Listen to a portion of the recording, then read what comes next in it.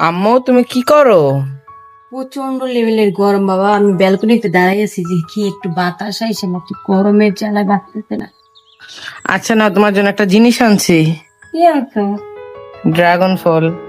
Wow, dragon ফল অনেক সুন্দর তো।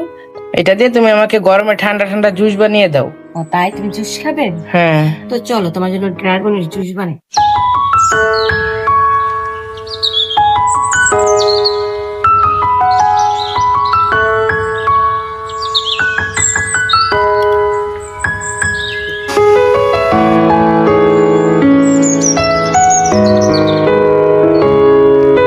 এই গরমে এই ড্রাগনের জুসটা ঠান্ডা ঠান্ডা আইস দিয়ে অনেক মজা লাগে, খাইয়ে দেখবেন, বাসায় একবার ট্রাই করবেন।